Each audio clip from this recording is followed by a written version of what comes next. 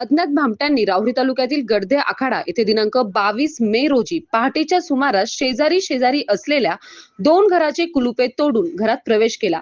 नंतर घरातील सामानाची उचकापाचक करून सोन्याचे दागिने व रोख रकमेचा मुद्देमाल चोरून नेल्याची घटना उघडकीस आली.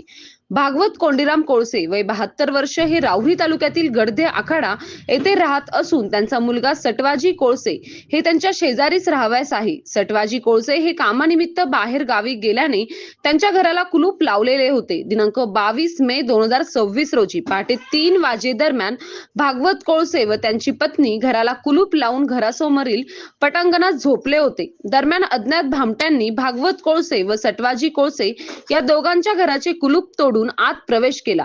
घरातील सामानाची उचकापाचक केली. दोन्ही घरातील मिळून 1 तोळा सोन्याचे दागिने व 20,000 रुपये रोख रक्कम तसेच एक इलेक्ट्रॉनिक मशीन असा मुद्देमाल भामट्यांनी चोरून नेला.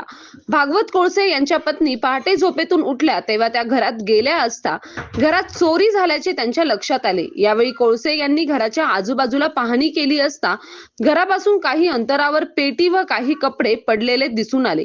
भामट्यांनी पेटीमधील मुद्देमाल चोरून नेला होता. या घटनेमुळे परिसरात भीतीचे वातावरण निर्माण झाले आहे.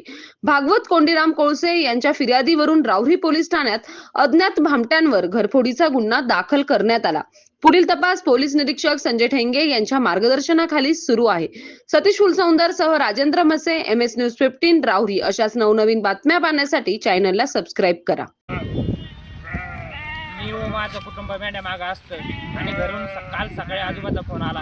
आजोबा म्हणाले की आपल्या घरी घर पुढे झालेलं आहे. तिथे जाऊन पाहिल्यानंतर आम्ही असे लक्षात आलं की तिथं आसपास घरामध्ये बघितल्यानंतर सगळं